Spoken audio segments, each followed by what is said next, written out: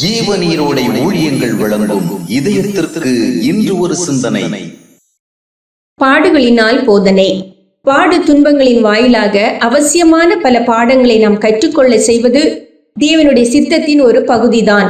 தேவனுக்கு பிரியமான ஒரு வாழ்க்கையை வாழ்வதற்கு தேவையான நேரடியான போதனைகள் ஏராளம் உண்டு. ஆயினும் அந்த போதனைகள் மட்டுமே நம்மை சரியான ஒரு ஆவிக்குரிய வாழ்க்கை வாழ்ந்திடும் பக்குவத்தை நமக்கு தந்துவிடாது.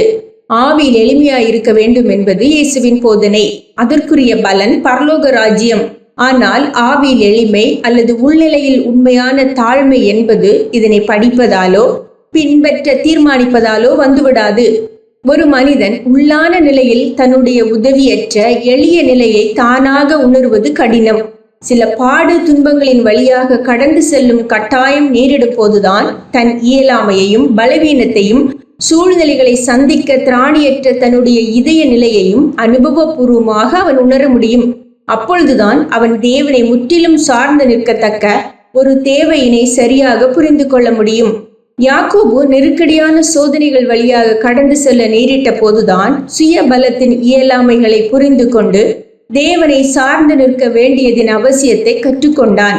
கோலியாத்தை வீழ்த்தும் அளவிற்கு வலிமையாயிருந்த தாவீது உபத்திரவத்தின் பாதை வழியாக கடக்க நேரிட்ட போதுதான் என்றும் வல்லமையாய் செயல்பட தேவையான வல்லமையினை பெறும் ரகசியங்களை கற்றுக்கொண்டான்.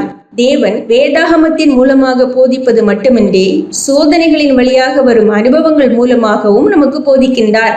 போதனைகள் எப்படி வாழ வேண்டும் என்று நமக்கு சொல்லித் தருகின்றன. சோதனைகளினால் வருகின்ற அனுபவங்கள் அப்படி வாழ்வதற்கு தேவையான மனப்பக்குவத்தையும் பயிற்சியையும் தருகின்றது.